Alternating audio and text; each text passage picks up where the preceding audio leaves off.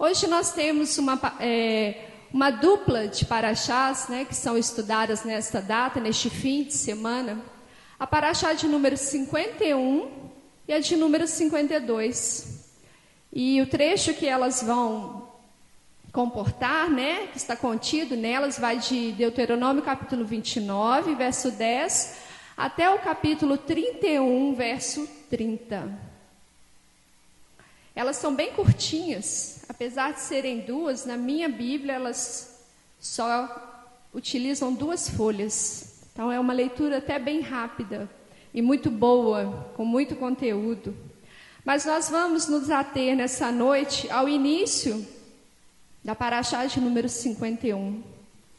Abra sua Bíblia no capítulo de número 29, para você poder me acompanhar.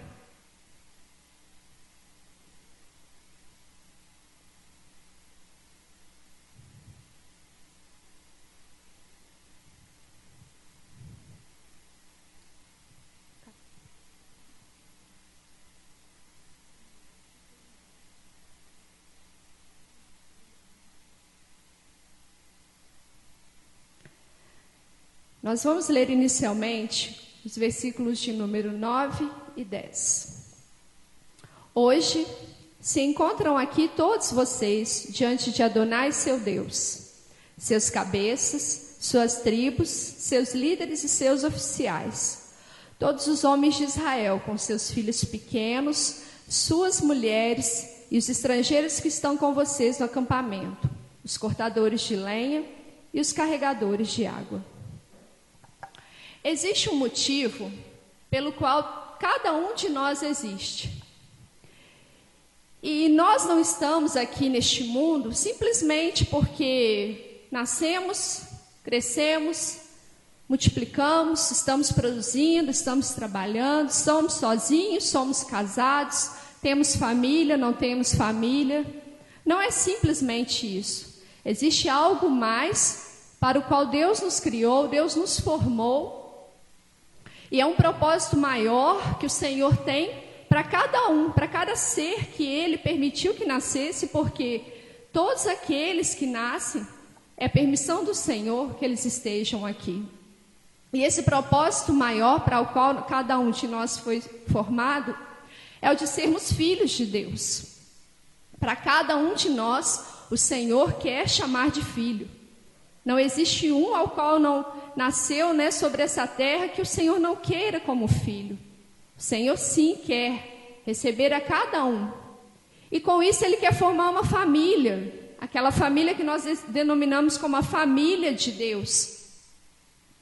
E nós não podemos de maneira alguma passar aqui por esse mundo e ignorar esse fato. Ignorar esse propósito. Que foi Deus quem nos criou. Que existe sim um Deus que está acima de nós, é propósito dele nós estarmos aqui, é permissão dele nós estarmos aqui, e há um motivo para o qual ele permite que até hoje nós, né, estejamos aqui nessa terra. Fomos criados por Deus para sermos família do Senhor. E é uma coisa muito importante, apesar de às vezes as pessoas não pararem para pensar o que é isso. Ah, pastora, mas eu já tenho lá a minha família. Eu tenho minha mãe, meu pai, eu tenho irmãos, ou eu não tenho, eu sou filha única, eu não tenho mais meu pai, eu não tenho minha mãe, enfim, eu já tive uma família. E esse negócio de família, pastora, na verdade, dependendo da hora, não é muito bom, não. Mas a verdade é que o propósito de ser família de Deus é algo muito maior, é algo muito além daquilo que a gente vê, além daquilo que você pode imaginar, ou você possa projetar, porque lá no Éden, quando o Senhor formou Adão, e de Adão ele formou Eva, lá já havia esse propósito de Deus, que ali naquele local, a partir daqueles dois, seria formada a família que o Senhor quer para estar com Ele. Nós não somos formados famílias de Deus para sermos simplesmente uma família, não, somos assim para estarmos com Deus. E há algo muito especial e muito maravilhoso em você pensar que você pode estar com Deus, de que você pode estar na presença do Senhor. Vamos continuar a nossa leitura. versículos 11 a 12. O propósito disso é que façam uma aliança com Adonai, seu Deus, e ao juramento que Adonai, seu Deus, faz com vocês hoje, para que ele os estabeleça como um povo e seja seu Deus, como ele disse a vocês, e como jurou a seus antepassados, a Abraão, a Isaque e Jacó.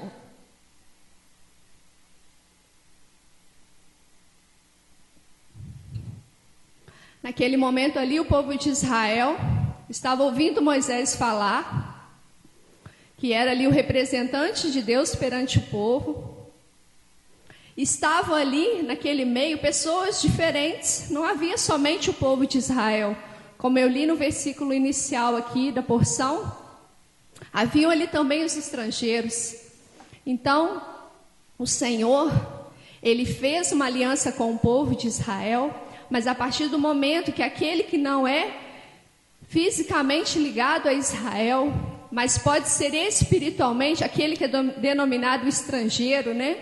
O momento que nós abrimos o coração e recebemos ao nosso Senhor Jesus como Salvador, então essa aliança, esse propósito também é para a nossa vida. Nós também somos chamados de família de Deus.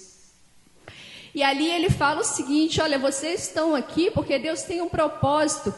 E essa palavra de Deus já tinha sido dita lá atrás. Ela foi falada a Abraão, passou para Isaque, passou para Jacó, e agora estava sendo espalhada para uma nação inteira, para todas aquelas pessoas que estavam ali. Porque a palavra do Senhor, Deus, ele não é homem para que minta, né? E nem filho do homem para que se arrependa. Então, quando ele fala uma palavra, aquela palavra ela vai acontecer. E ali o Senhor tinha dado um juramento de que se o povo estivesse na presença dele, a palavra dele iria se cumprir. E naquele momento estava ali falando novamente essa palavra, com o propósito que? De reafirmar o seu juramento e de lembrar o povo que palavra era essa que ele tinha dado. O Senhor, ele quer fazer uma aliança com cada um de nós. Como eu disse, para você ser família de Deus, você precisa estar na presença dele. Então ele tem para cada um individualmente um lugar de filho. Há para nós esse lugar, porque a palavra do Senhor diz que não há um fio de cabelo nosso que caia da nossa cabeça sem que o Senhor conte. Então, nisso você vê um carinho de Deus e um cuidado individual com cada ser humano. Isso é um cuidado de pai. Isso é um cuidado para um filho. Lá no livro de Apocalipse, no capítulo 3, verso 20, você não precisa abrir, e eu vou apenas citar. O Senhor Jesus, ele nos diz o seguinte, que ele está à porta, e ele bate.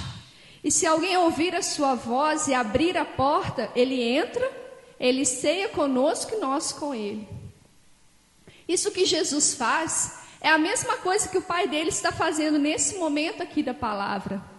Ele vem, ele apresenta para nós a palavra e fala.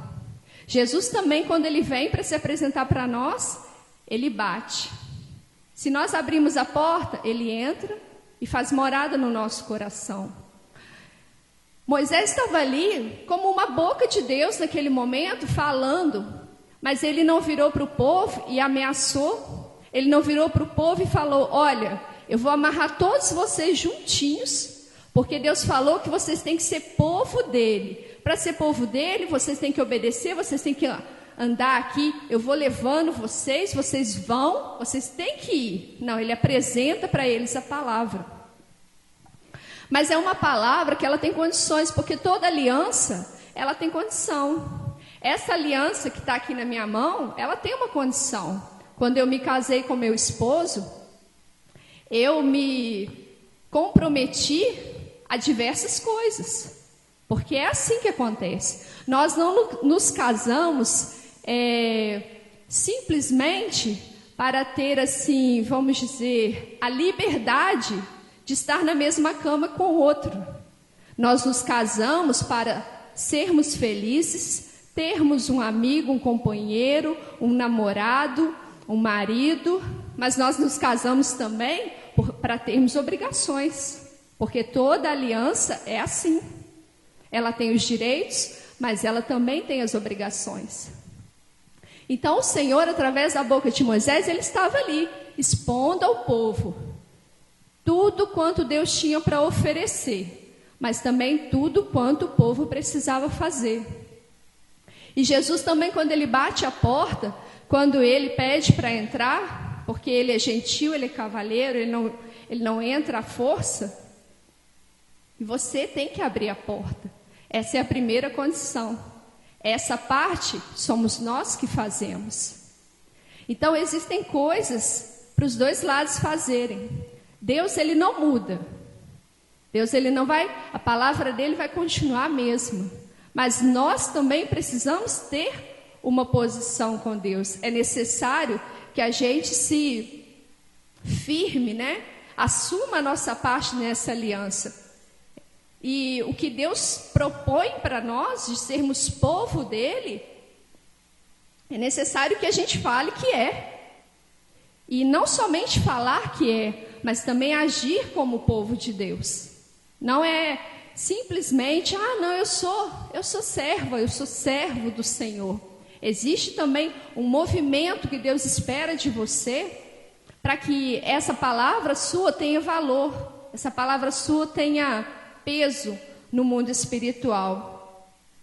E Yeshua, assim como seu pai, não obriga ninguém a servi-lo. É uma decisão pessoal de cada um de nós. Existe uma coisa que precisa estar bem clara em nossa mente: não há outro Deus ao qual devemos buscar e obedecer. O eterno nosso Deus é um, ele é único. Nós cantamos isso toda sexta-feira aqui na nossa igreja. Nós sempre estamos proclamando isso, mas nós precisamos também estar nos lembrando disso todos os dias, porque não tem outro caminho que nos leve a Ele que não seja o Filho dele, Jesus. E não há outro destino ao qual a nossa vida tem que chegar que não seja a presença do Senhor. Vamos prosseguir na nossa leitura. Os versículos 13 ao 16 vai dizer o seguinte: no entanto, não é somente com vocês que eu faço essa aliança e este juramento. Eu os faço com os que estão aqui conosco hoje, diante de Adonai seu Deus, e também os que não estão aqui hoje, para saberem que vivemos na terra do Egito, e passamos pelas nações que vocês atravessaram. Viram suas coisas detestáveis e seus ídolos de madeira, pedra, prata e ouro, que havia entre elas. A palavra do Senhor, ela é tão poderosa que ela chegou até mim e ela chegou até você. Naquele momento que Moisés estava falando, ele proclama o seguinte, que aquilo tudo que estava sendo declarado ali não era somente para o povo de Israel, não era somente para aquela geração, mas essa palavra ela se estenderia por muitos e muitos anos.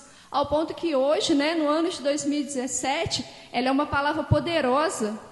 Se nós cremos nela, se nós realmente nos dedicamos a nossa vida a lê-la e a entendê-la, essa palavra é poderosa sobre a nossa vida também hoje. Por isso que está ali escrito que ela nos alcançaria também.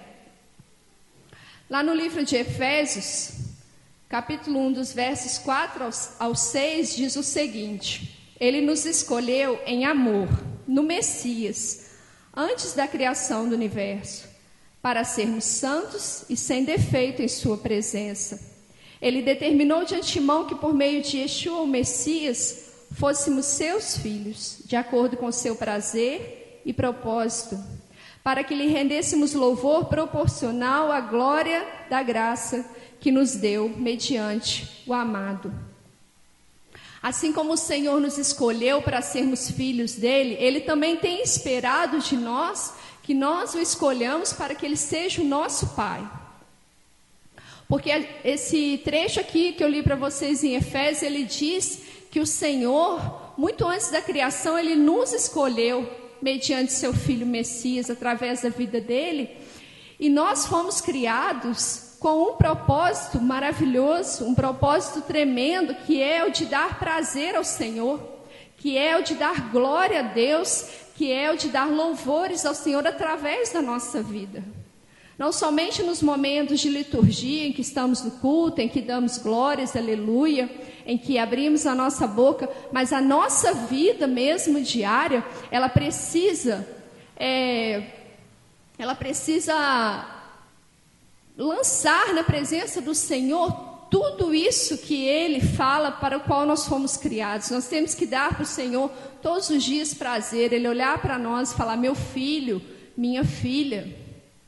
E nós sabemos ali que está o nosso Pai, que o nosso Pai, Ele tem prazer em nos ver. E que a nossa vida realmente seja motivo de que Deus seja glorificado.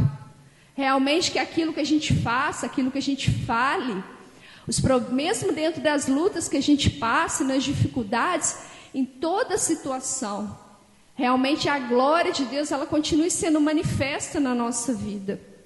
E é esse o propósito para o qual nós temos sido criados. E temos que, com isso, mostrarmos que somos realmente família de Deus.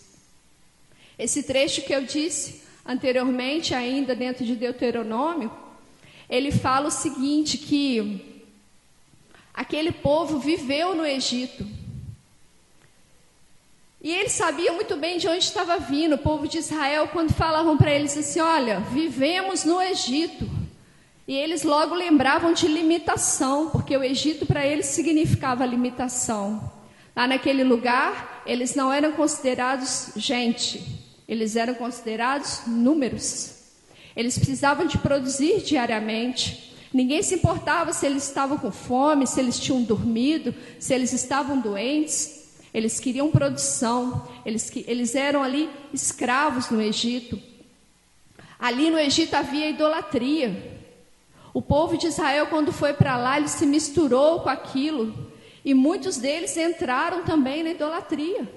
Tanto que na palavra do Senhor, na caminhada, o Senhor fala para que eles abandonem os ídolos. Isso quer dizer que no meio do povo de Israel havia idolatria. Então falar Egito para o povo de Israel era falar uma coisa assombrosa. Era falar uma coisa terrível. Era lembrar de uma vida amarga, de uma vida muito difícil. Assim também para nós. Eu não sei detalhadamente a história de cada um aqui, mas cada um tem o seu percurso com Deus. Talvez você tenha nascido num berço evangélico, como eu nasci, mas isso também não quer dizer nada. Ou também pode querer dizer tudo. Depende da sua vida, depende da vida que você levou com Deus. Talvez você não tenha nascido num berço evangélico, talvez você venha a conhecer Jesus quando você já era adulto. Cada um sabe a luta, a tribulação, o sofrimento pelo qual passava e o vazio. É um vazio na existência do ser humano quando ele não está na presença de Deus. É algo que as pessoas tentam preencher às vezes com pessoas lá fora, com atividades, com dinheiro, com gastos, com vaidades, mas é um vazio que ele não pode ser preenchido desta maneira. Então, quando falar para você também, né, a sua vida anterior, qual era o seu Egito, qual era o deserto que você vivia, você sabe as limitações pelas quais você passava. Nós sabemos qual era a escravidão que nós vivíamos submetidos, qual era o pecado que nós estávamos constantemente cometendo contra Deus, e vivíamos ali de uma maneira como se aquilo fosse normal. Então, falar para nós essa palavra, falar para o povo de Israel, naquele tempo, remetia a coisas ruins. Para mim, me remete a lembranças de coisas ruins. Eu creio que para vocês também. Então, o Senhor mostra para eles ali: olha, vocês viveram no Egito. E quando vocês saíram de lá, vocês passaram por nações e viram as coisas detestáveis, as coisas abomináveis que esses povos estão envolvidos. Nós também vemos hoje. Nós permanecemos aqui porque o tempo da nossa vida ainda não findou, o Senhor ainda não voltou, então nós ainda estamos neste mundo. Também estamos passando aí, cada um tem uma trajetória diária, semanal, é um trabalho, é na sua própria família às vezes, cada um tem o seu ambiente onde vive, que vê coisas terríveis, que Deus não se agrada, ver coisas, talvez assim, pessoas fazendo coisas que você sabe que Deus ali não está. Você vê a idolatria a qual as pessoas têm submetido. Mas o Senhor é claro ao dizer que essas coisas são detestáveis. São coisas as quais você hoje tem conhecimento, um dia talvez você já esteve envolvido, mas são coisas que você precisa sempre se lembrar, que elas não são agradáveis a Deus.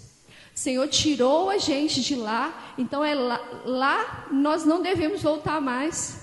De lá nós temos que tirar as pessoas, mas não é um lugar mais para nós estarmos. O Egito não era mais lugar para o povo de Israel. Então o deserto, a vida que eu tinha antes, não é lugar para mim mais. Coisas talvez que antes eu achava boas, por conta da falta de discernimento que eu tinha, hoje eu já não posso mais praticar, porque eu vejo naquilo ali o mal, eu vejo naquilo ali a ausência de Deus. Então a todo momento, por mais que você ande por aí, às vezes tenha que conviver, tenha que ver, porque você trabalha, você circula pela sociedade fazendo as coisas, tem ambientes em que nós temos que estar para trabalhar, ambiente familiar, tem os amigos que nós temos, que talvez nem todos sejam evangélicos, você conversa, você lida, mas não quer dizer que você tem que estar fazendo as mesmas coisas, estar praticando, conversando sobre os mesmos tipos de assunto, porque isso já não é inerente a você mais, isso não te pertence mais. Você foi liberto, nós saímos disso, nós saímos, amém? Glória a Deus. Então, nós, assim como o povo de Israel, temos visto todas essas coisas e temos sabido que nessas coisas não há o Deus verdadeiro. Existe uma coisa em nossa vida que ela deve ser praticada 24 horas, é continuarmos exercendo o plano da salvação. Porque no dia que nós aceitamos Jesus, nós demos um passo à frente. Nós agora declaramos que Jesus é o nosso Senhor. E Ele nos libertou daquilo que era ruim na nossa vida. Ele nos tirou dessa escravidão do pecado. Mas 24 horas do seu dia, você tem que exercer esse plano. Você tem que correr atrás de não se deixar emaranhar novamente por essas coisas, porque elas vão tirar você completamente da presença do Senhor novamente. Vamos prosseguir lá no texto, agora os versículos 17 ao 19.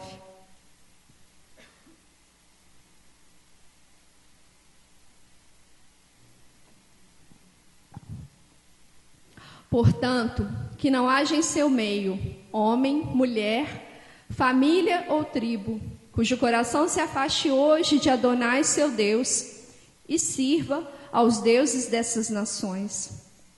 Que não haja em seu meio pessoas que carreguem uma raiz desse tipo de veneno e amargura. Até aqui por enquanto. Aqui o Senhor ele está falando o seguinte, que não haja no meio do povo de Deus, da família do Senhor, pessoas que olhem para aquilo que elas abandonaram e fiquem com saudade, que olhem para aquilo ali, para aquele tipo de adoração que não é o Senhor, e achem o seguinte, não tem nada a ver não, eu acho que não é bem assim não, eu acho que se assim eu fizer só em casa, se eu ver só na minha casa, se eu não fizer todo dia, e por aí você pode pensar as várias possibilidades. Eu acho que Deus não vai se importar, não. Deus, ele se importa sim.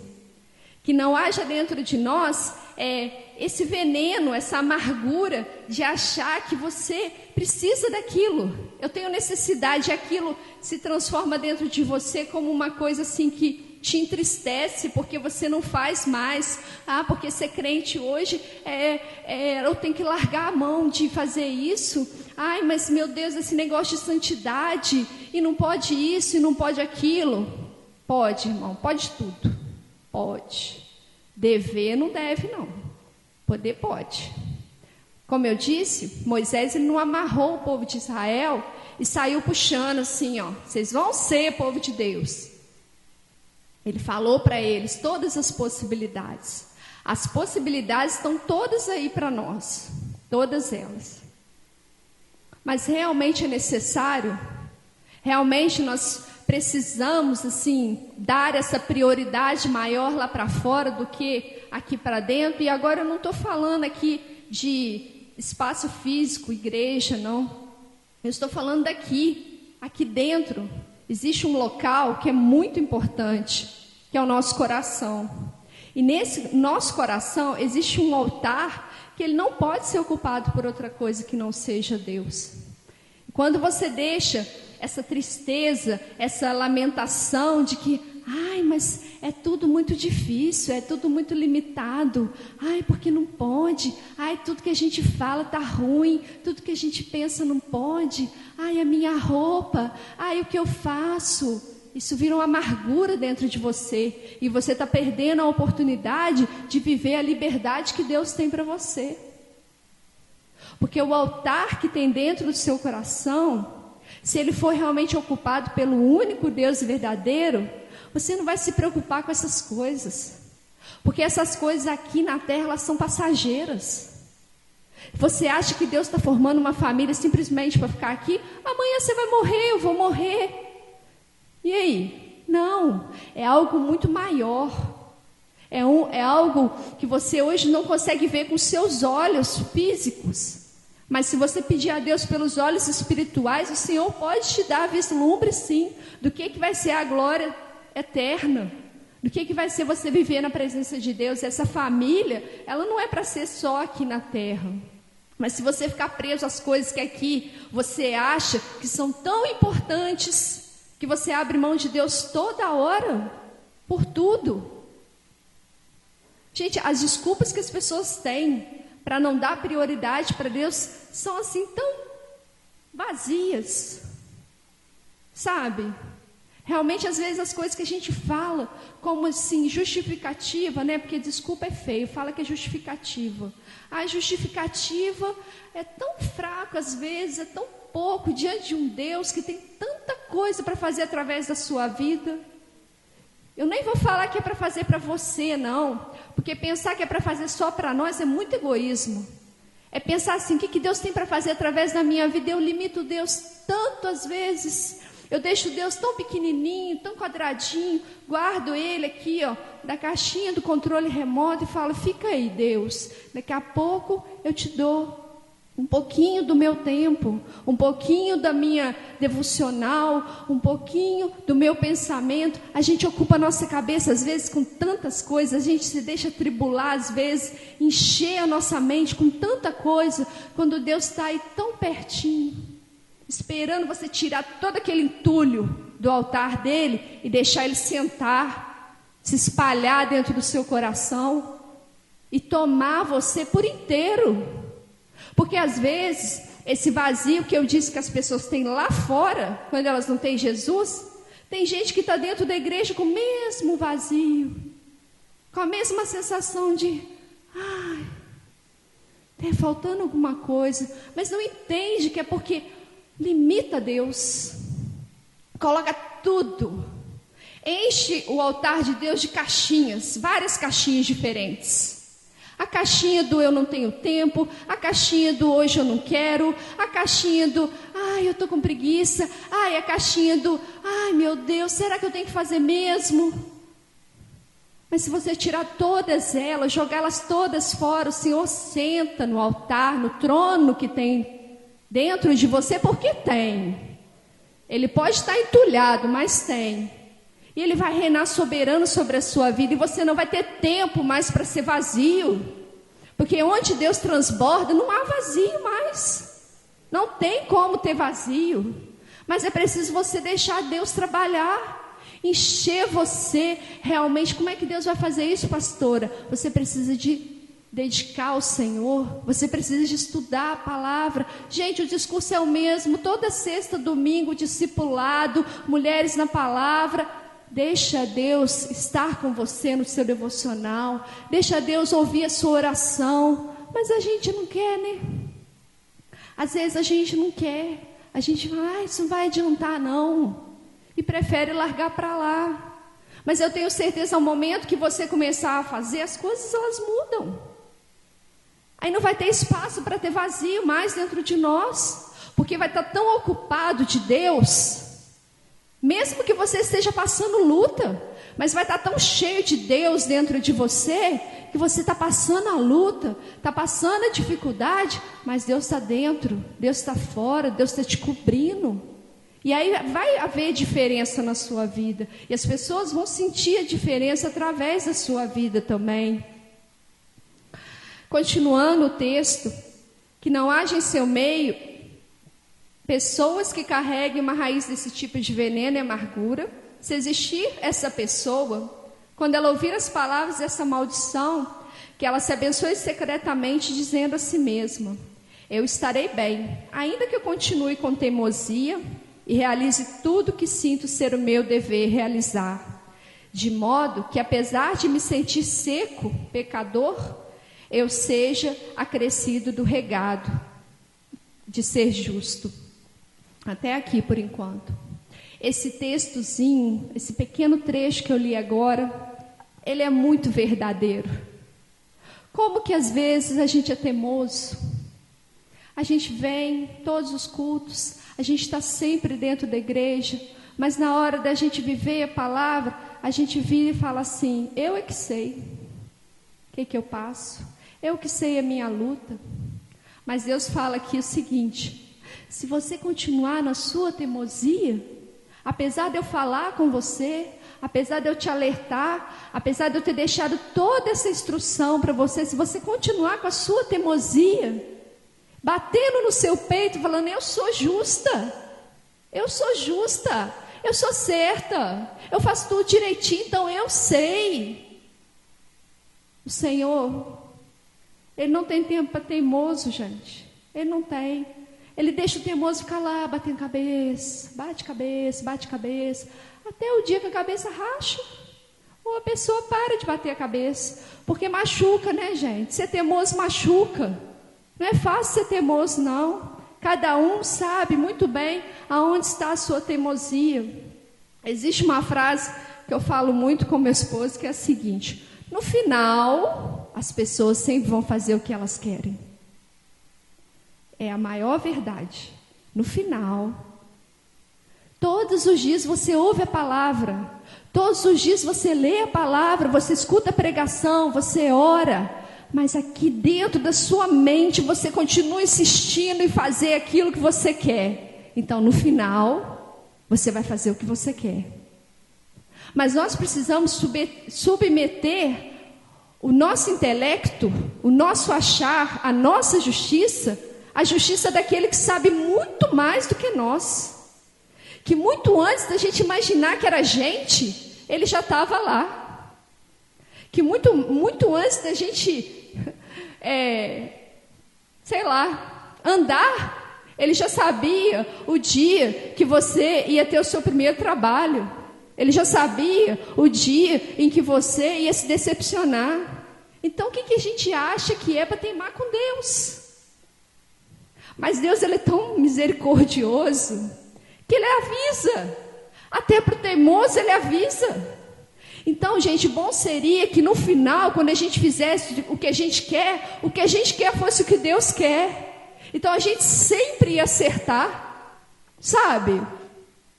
Se você abrir o seu entendimento para a palavra do Senhor e deixar Deus trabalhar de uma maneira sobrenatural, abrir a sua guarda para Deus, baixar a sua defesa para Deus e falar: Senhor, do jeito que eu faço não está bom. Eu acho que eu sei, mas eu não sei de nada. E deixar Deus moldar, deixar Deus te mostrar, às vezes vai doer, gente. Dói porque o Senhor já falou o seguinte, que às vezes Ele precisa pegar o vaso e quebrar. Mas o vaso que sai novo é perfeito. Mesmo que ele tenha sido quebrado antes, quando o Senhor coloca a mão, quando o Espírito Santo trabalha, é um vaso perfeito, é um vaso de honra, é um vaso para a glória, é um vaso que vai dar honra ao Senhor, vai dar glória, vai ser motivo de alegria para Deus, assim como está lá naquele trecho de Efésios que eu li. Então, vamos parar de ser teimosos, vamos parar de ser teimosas. Com quem que você acha que você está guerreando? Você está lutando contra Deus. Quem somos nós para ir contra Deus, para ir contra a vontade dEle? Quem é que você acha que vai sofrer mais nessa hora? A quem a gente está enganando, sabe? Fica teimando contra a verdade da palavra do Senhor. Então, se há algo na sua vida que até hoje você tem teimado, e no fundo, cada um de nós sabe onde tem teimado. Então, nessa noite, pede ao Senhor para te ajudar a largar isso de mão, a abandonar isso. Porque o Senhor, como eu disse, Ele quer o altar completo do seu coração. Vamos continuar a leitura. No entanto, Adonai não o perdoará. Em vez disso, a ira e o ciúme de Adonai serão acesos contra essa pessoa. Todas as maldições escritas neste livro serão lançadas sobre ela. Adonai riscará o seu nome de debaixo do céu. Adonai separará de todas as tribos de Israel para experimentar o que é ruim em todas as maldições da aliança escrita neste livro da Torá. A verdade é o seguinte: se a gente se acha mais justo do que Deus, a nossa ruína, ela é certa.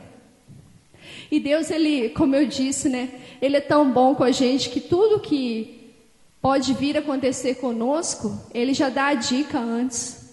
Existe um caminho de obediência qual o Senhor traçou para nós, que não há outro lugar aonde Ele terminar que não seja na bênção.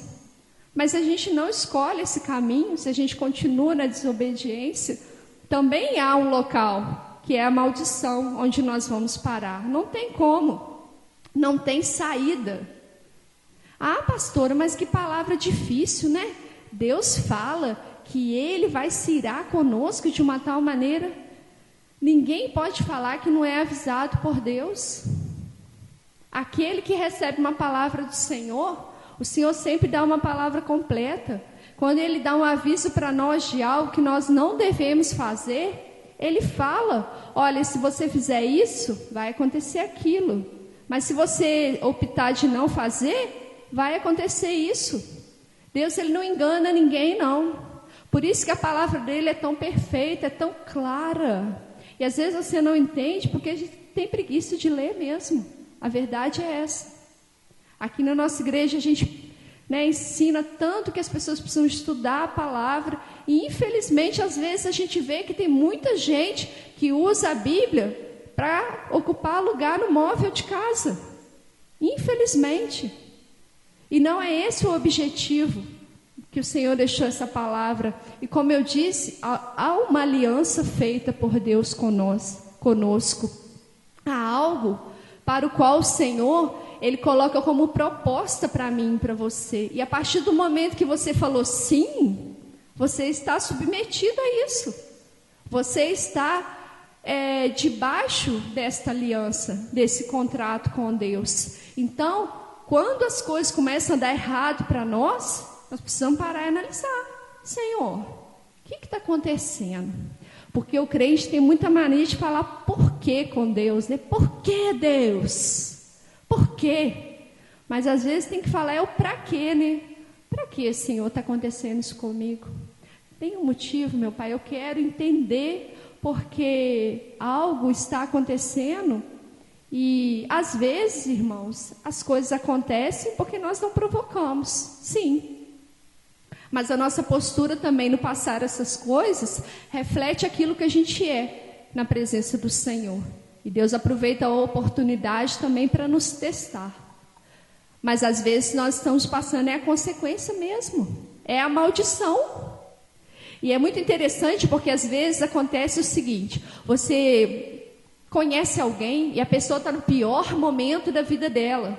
Então, naturalmente, você olha para ela e fala: coitada, meu Deus, que luta.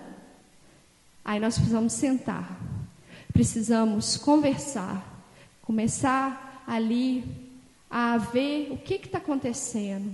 Não que aquela pessoa não seja digna de compaixão, não seja digna do nosso amor, da nossa oração, Mas nós precisamos começar a analisar e ajudar aquela pessoa a entender o que está acontecendo com a vida dela, para que ela esteja na presença do Senhor, passando aquela consequência ou passando aquela luta, de acordo com aquilo que Deus espera de cada um de nós. Então não é simplesmente achar que uma pessoa é coitadinha, porque sofrimento, amado, não salva ninguém. Se sofrimento salvasse alguém, muita gente por aí não precisava nem de conhecer Jesus, já estava salvo já, de tanto que sofre. Então, toma cuidado com as escolhas que você tem feito na sua vida, porque você conhece a palavra de Deus. Você tem tido muitas oportunidades de ouvir o que é a bênção e o que é a maldição. Então, às vezes, a gente passa pela maldição porque a gente larga para lá a palavra do Senhor e simplesmente vai tocando a vida. Ser família de Deus é isso. Ser família de Deus tem que participar. E o participar é participar de acordo com aquilo que Deus espera de nós. Não ser somente chamado povo de Deus. Deus tem esperado de nós uma atitude, uma postura, como eu disse no início dessa palavra. E a idolatria, amados, é de uma ponta a outra da Bíblia, o pecado mais abominável, conforme o nosso Deus relata para nós. É aquilo que Ele mais detesta.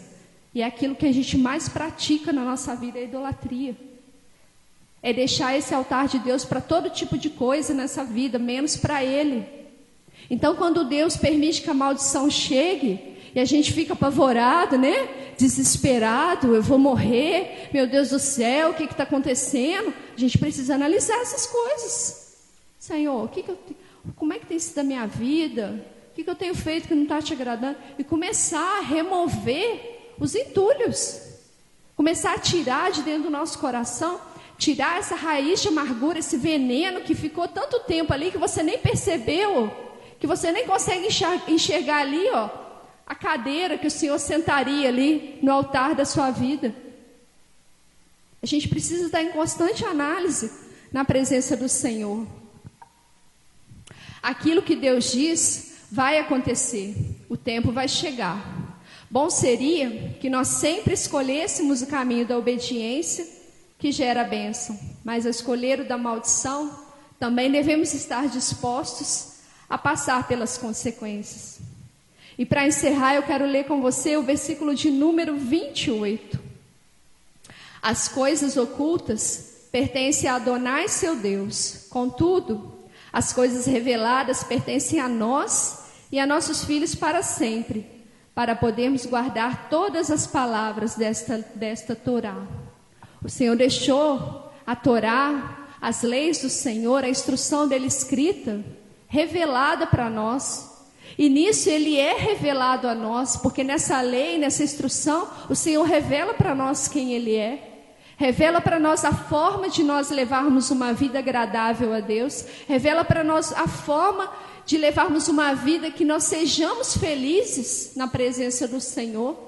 Que mesmo no meio das dificuldades, a gente tenha uma vida sabendo a quem a gente pertence, sabendo em quem a gente tem se firmado. Tudo está revelado, não há nada escondido nesse sentido. O Senhor deixou tudo pronto para nós, mas nós precisamos nos mover também. Nós precisamos colocar Deus no altar do nosso coração. Aquele que conhece a palavra de Deus jamais pode negligenciar esse tesouro, pois nela Deus nos ensina a ser seus filhos e a fazermos a sua vontade. Amém, amados? E eu agradeço a minha oportunidade nessa noite e as palmas louvam o Senhor, amém?